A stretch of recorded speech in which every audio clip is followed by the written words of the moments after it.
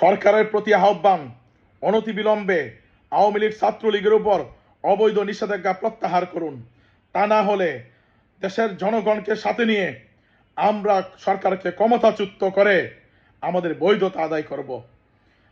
পাকিস্তানি প্রেতাত্মা, জামাত, জঙ্গি, এনসিপি এবং তাদের পৃষ্ঠপোষক বিএনপি সহ যারা এই দেশে নৈরাজ্য চালাচ্ছে, আওয়ামী লীগের নেতাকর্মীদের উপর মামলা হামলা গ্রেফতার চালাচ্ছে, তার জবাব দেওয়া হবে।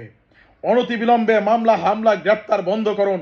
মনে রাখবেন, এই দেশ ৭১-এর বাংলাদেশ, এই দেশ মুক্তিযুদ্ধের বাংলাদেশ, এই দেশ জাতির জনক বঙ্গবন্ধু শেখ মুজিবুর রহমান জন্ম দিয়েছেন। আমাদের পূর্বপুরুষেরা ৯ মাস রক্তকয়ী যুদ্ধের মাধ্যমে জাতির জনক বঙ্গবন্ধু শেখ মুজিবুর রহমানের নেতৃত্বে এবং পাকিস্তানের 23.5 বছর লড়াই সংগ্রামের মাধ্যমে এই দেশকে জন্ম দিয়েছে। এই দেশকে বারবার পাকিস্তানি প্রেতাত্মা, পাকিস্তানিরা এবং এই দেশের শত্রুরা আঘাত হেনেছে।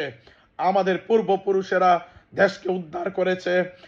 পাকিস্তানের সামরিক সরকার, পাকিস্তানের মিলিটারি সরকার এর পূর্বেও আওয়ামী লীগকে নিশ্চিহ্ন করার জন্য, ধ্বংস করার জন্য নির্যাতন চালিয়েছে, হত্যা করেছে এবং আওয়ামী লীগকে নিষেধাজ্ঞা দিয়েছে। কোনো কিছুই দাবায় রাখতে পারে নাই। বঙ্গবন্ধুকে হত্যা করার পরে খুনি মুস্তাক থেকে শুরু করে সামরিক সরকার জিয়াউর রহমান, এরশাদ থেকে শুরু করে বিএনপি, জামাত সবাই বারবার আওয়ামী লীগের নেতাকর্মীদের ওপর ভয়াবহ নির্যাতন চালিয়েছে, হত্যা করেছে, গুম অপহরণ করেছে এবং আওয়ামী লীগকে নিষেধাজ্ঞা দিয়েছে।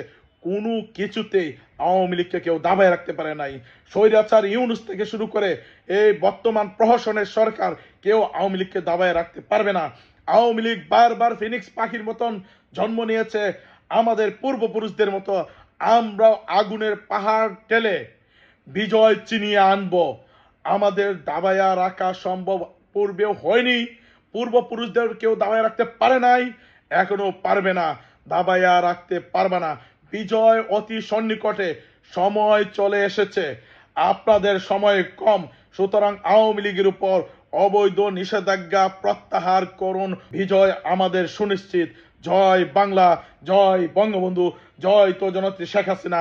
শেখ হাসিনা আসবে, বাংলাদেশ হাসবে।